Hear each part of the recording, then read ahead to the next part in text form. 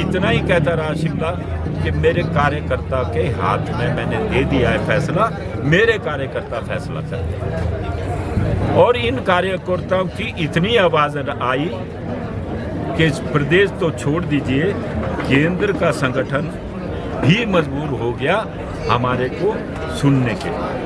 अन्यथा कहाँ इतना बड़ा संगठन, राष्ट्र की सबसे बड़ी पार्टी, राष्ट्र के सबसे बड़ी पार्टी के जो हमारे अध्यक्ष हैं नड्डा जी, और हमारे जो प्रभारी आए हैं, और इतने अच्छे प्रभारी हैं जिनका हमारा साथ भी था, अपने मंगल पांडे जी ने एक एक को इनमें से सुना।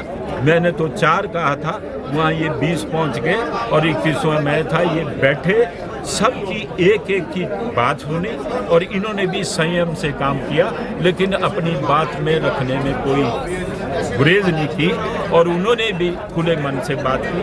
और उसके बाद नड्डा जी ने भी सबको बात की, गले लगाया कि भैया आपसे कोई अन्याय नहीं करेगा, मैं जो हूँ मैं देखता हूँ क्या होता है। और आपका जो प्रश्न है, तो प्रश्न तो अब ऐसा है कि जब अब नॉमिनेशन भरा है उसको तो वापस लेना ही पड़ेगा, और वो उनके ऊपर है, फिर हम कैसे। पर मैंने तो एक बात का आश्वासन दिया है, जो संक्षिप्त में बोलूँगा, कि मेरा जो ये कार्यकर्ता है, जो संगठन में बैठे जो लोग हैं, अगर ये इग्नोर होंगे तो फिर अच्छा नहीं होगा। मेरे तो ये अंतिम चुनाव था, अब ये चुनाव नहीं है।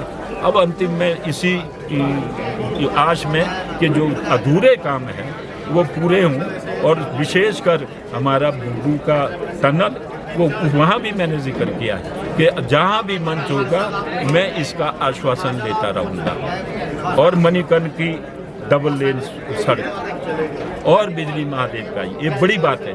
और जितने काम अधूरे हैं, चाहे छोटे हैं चाहे बड़े हैं, जैसे ITI है, अभी वहाँ पर ट्रेड्स जो है, अब पिछले कल चिट्ठी आई है कि वो ट्रेड्स तीनों की तीनों मंजूर करने के लिए सरकार को चले गई हैं। मुझे विश्वास है जैसे ही आचार संहिता हटेगी वो सारे अधूरे काम जो है पूरे हो जाएंगे, और हम अब मिलकर यहाँ पर पार्टी का काम करें।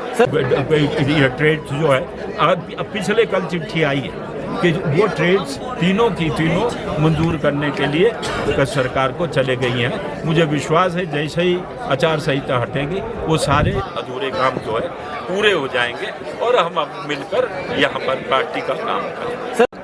औहदे का क्या है, मैं तो सिर्फ मान सम्मान का मौका हूँ। और उन्होंने ये कहा है कि आपकी बात जितने अधूरे काम हैं, इंक्लूडिंग ये 3 बड़े काम जो मैं प्रधानमंत्री के सामने रखे, ये हम करें, और आपके मान सम्मान में कोई कमी नहीं। मैं तो साधु भूखा बाप का, धन का भूखा नहीं। जो धन का भूखा फिरे वो तो साधु होता ही नहीं। तो अब तो मेरा ये साधु का इतना बड़ा मेरे पास समूह है, काम कर जाएंगे। और इसलिए भी जो अब मैं हूँ, अगर मैं कैंडिडेट हो जाता भी, तो अब देखिए 10 दिन तो इसी बात में टूट गए। 10 दिनों में भी इन्होंने ही काम करना था, आगे भी यही काम करेंगे।